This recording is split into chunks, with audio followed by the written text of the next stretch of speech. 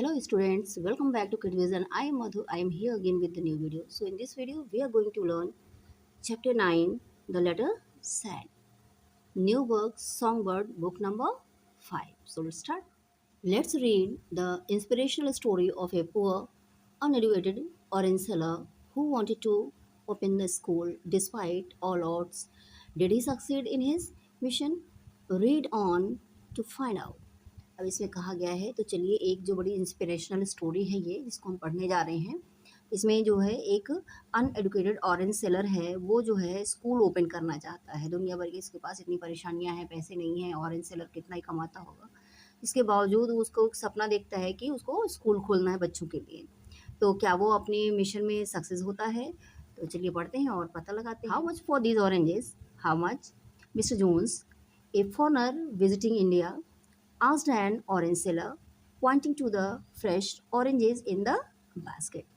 एक mister Jones हैं, वो जो है फॉरेनर हैं और इंडिया विजिट करने के लिए आए हैं। तो वो एक ऑरेंज सेलर से जो है पूछते हैं, पॉइंटिंग मतलब इशारा करके, जो फ्रेश ऑरेंजेस उसके बास्केट में रखे हुए हैं उनकी तरफ पॉइंट करके इशारा करके पूछते हैं कि ये ऑरेंजेस कितने के हैं, कितना प्राइस है इनका, इस तरह से पूछते हैं। His companion try to ask the seller rate too, उनके जो साथी होते हैं वो भी उनसे जो है रेट पूछना चाहते हैं, जानना चाहते हैं कि ये कितने के हैं। अयो, what are they saying? Perhaps they want to buy oranges, but what should I say? The orange seller did not know English. अब जो ऑरेंज सेलर था वो कह रहा है, अयो ये जो है क्या कह रहे हैं ये लोग, शायद ये तो जो है ऑरेंज खरीदना चाहते हैं इसलिए उसके बारे में पूछ रहे हैं, लेकिन मुझे तो इंग्लिश आती नहीं, मैं इनको रिप्लाई कैसे करूं? उसने कहा, सोचा अपने मन में। He only understood Tulu and Beary languages. वो इसको खाली दो लैंग्वेज आती थी उस ऑरेंज सेलर को, Tulu language and Beary language. अब आपको बता दें, ये तुलु और बेरी जो होते हैं जो कर्नाटका के आसपास या केरल के जो कुछ इलाके हैं आपस में, उड़ीसा के कुछ इलाके हैं वहाँ पे साइड में जो मर्ज होते हैं तो वहाँ बोली जाती है कुछ क्षेत्रों में। तो ये तुलु जो है वहाँ के जो हिंदू हैं वो बोलते हैं, और बेरी जो वहाँ के जो मुस्लिम लोग होते हैं वो बोलते हैं बेरी लैंग्वेज उस इलाके में। तो उस क्षेत्र को तुलु क्षेत्र ही कहा जाता है।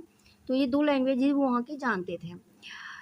After repeatedly seeking an answer for the price of oranges and not getting any, the tourist walked away. बार बार उसको पूछने पे वो, क्योंकि वो जानना चाहता है ऑरेंज का प्राइस क्या है, पर उसको आंसर नहीं मिला तो टूरिस्ट वहाँ से चले गए। The name of orange seller was Harekala Hajabba. अब उस ऑरेंज सेलर का नाम क्या था? Harekala Hajabba. He had no formal education, having had to give up school in order to support his family. उनके पास कोई भी फॉर्मल एजुकेशन नहीं थी, अपनी फैमिली को सपोर्ट करने के लिए वो स्कूल नहीं गए। तो फिर आगे कैसे हुआ, उनके साथ क्या हुआ, आगे Hajabba's village called new Padpu had never had a school. Hajabba का विलेज जो है जिसका नाम है न्यू पदप्पू, वहाँ पे कभी कोई स्कूल था ही नहीं गांव में। Generations of children from his dusty home town were dealing with the same fate. कई कई पीढ़ियों से ऐसे ही आ रहा था उस डस्टी होम टाउन में, कोई भी स्कूल नहीं था, सबको एक ही जैसा भाग था कि पढ़ते लिखते नहीं थे। Deprived of their fundamental right to education, वो बच्चे जो है, जो एक सबका जो है अधिकार है, पढ़ना लिखना हर बच्चे का अधिकार होता है, तो वो अपने इस अधिकार से वंचित थे। डिप्राइव्ड मतलब वंचित, उसी तरह से उनकी ज़िंदगी चल रही थी और वो अपने इस फंडामेंटल राइट से जो है डिप्राइव थे, वंचित थे। Up until then, when children turned 6, they were made to help their mothers in rolling beedies to earn money. और जब तक ये बच्चे 6 साल के हो जाते उसके बाद अपनी माँ की मदद करने लगते, क्या करने में? बीड़ियों को रोल करने में। बीड़ी जो पत्ते होते हैं, कोई तरह के पत्ते होते हैं और उनमें तंबाकू रख के ऐसे रोल की जाती है। शायद आप लोगों ने देखा हो, किसी को आसपास ज़रूर देखा होगा पीते होते बीड़ी।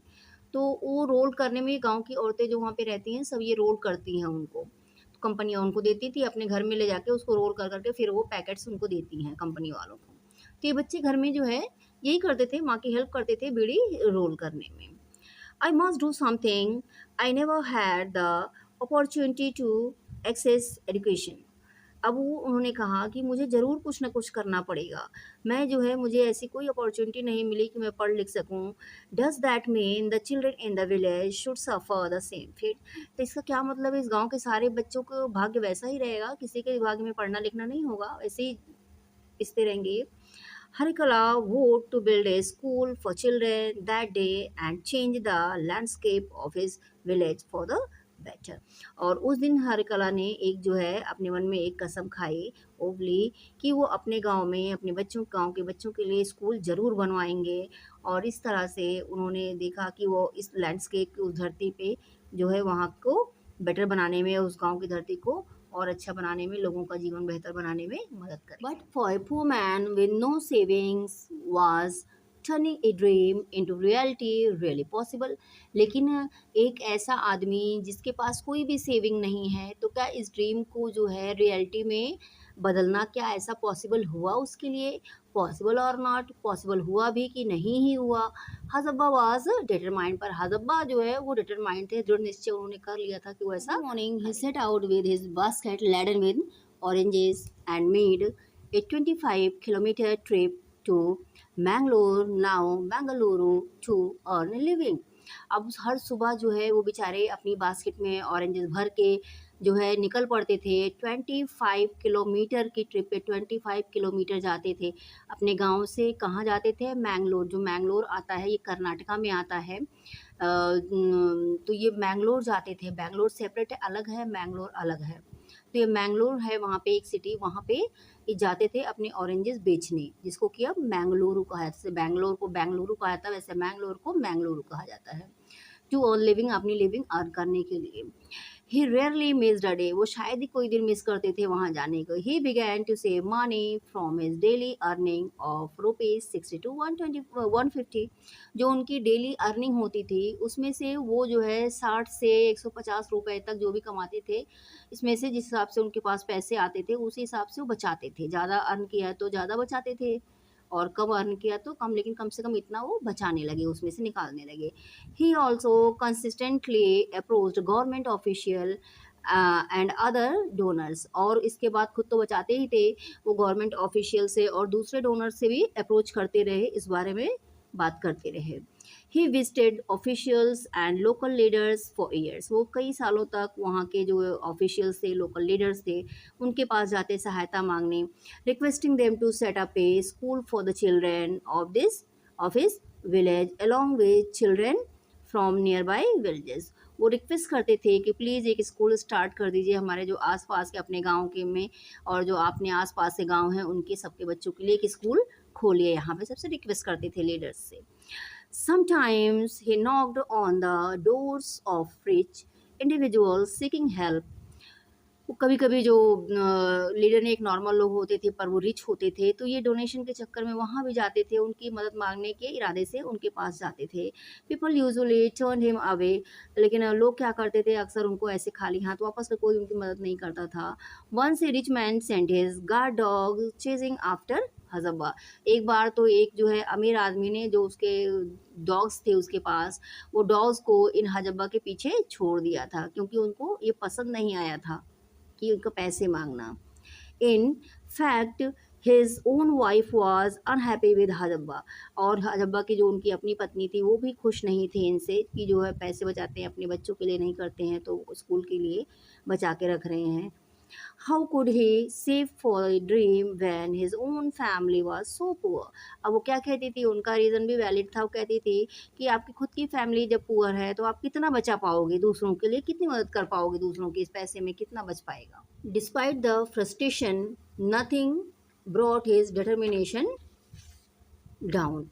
कितना भी फ्रस्ट्रेशन उनको हुआ लाइफ में, लोगों जहाँ जाते थे लोग उनको मना कर देते थे और खाली हाथ लौटा, उनके घर में भी जो है कुछ खास कंडीशन अच्छी नहीं थी, लेकिन उसके बाद भी उनके दृढ़ निश्चय को कोई बदल नहीं पाया। He kept at it and finally got permission in 1999 to set up a few classes in the local mosque. वो कंटिन्यू इसके लिए प्रयास करते रहे, गवर्नमेंट ऑफिशियल से बात करते रहे परमिशन के लिए, और फाइनली 1999 में उनको जो है कुछ क्लासेस शुरू करने की परमिशन मिल गई।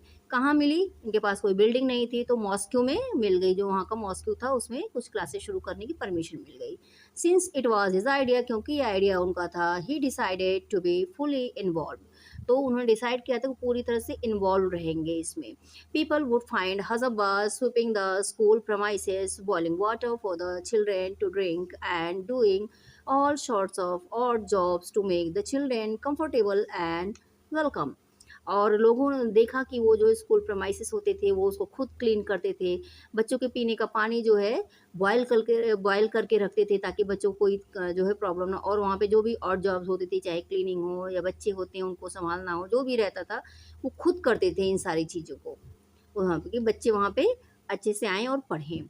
When he was free, जब वो फ्री होते थे, he would walk to the जिला पंचायत ऑफिस इन दक्षिणा कन्नड़। तो जब वो फ्री होते जिला पंचायत ऑफिस जाते थे, कहाँ? Dakshina Kannada, about 25 kilometre from his village, अपने विलेज से 25 किलोमीटर तक। Asking them to formalise the education facilities, और जो है क्या करने जाते थे वहाँ? वहाँ जाते थे ऑफिशियल के पास बात करने की एजुकेशन फैसिलिटीज़ को फॉर्मलाइज किया जाए और बेहतर करी जाए। Finally, in 2004, he managed to get a grant of 1 acre of land। और फाइनली 2004 में उनकी कोशिश चलती रही और 2004 में इनको जो है लैंड मिल गई गवर्नमेंट की तरफ से, 1 एकड़ लैंड मिल गई। विद हिज सेविंग ऑफ ₹5000, उनके पास जो सेविंग थी अब तक उन्होंने 5000 रुपये बचाए थे, एंड मनी फ्रॉम डोनर्स, और फिर जब परमिशन मिल गई तो कुछ डोनर भी आगे आए और कुछ उन्होंने दिया। हर एक हिला started A school for primary children, उन्होंने प्राइमरी के बच्चों के लिए मीन्स 1 to 5th क्लास के बच्चों के लिए एक स्कूल स्टार्ट किया वहाँ पे। ही सून अर्न द नेम अक्षर संता और लेटर सेंट, और फिर जो है उनको लोग जो है अक्षर संत या लेटर सेंट बुलाने लगे वहाँ पे। अराउंड दिस टाइम, इस समय तक, the media began to take notice of him too, इस समय तक मीडिया भी नोटिस करने लगी उनके काम को, उनके प्रयासों को। The Kannada newspaper was the first to run a story on हज़ब्बा, जो कन्नड़ का एक जो न्यूज़पेपर है वो पहला न्यूज़पेपर था जिसने हज़ब्बा की स्टोरी अपनी छापी। सून आफ्टर दैट, उसके बाद CNN IBN awarded him it's real heroes award, तो इस न्यूज़ चैनल ने अपने जो है रियल हीरोज़ अवार्ड से इनको नवाजा।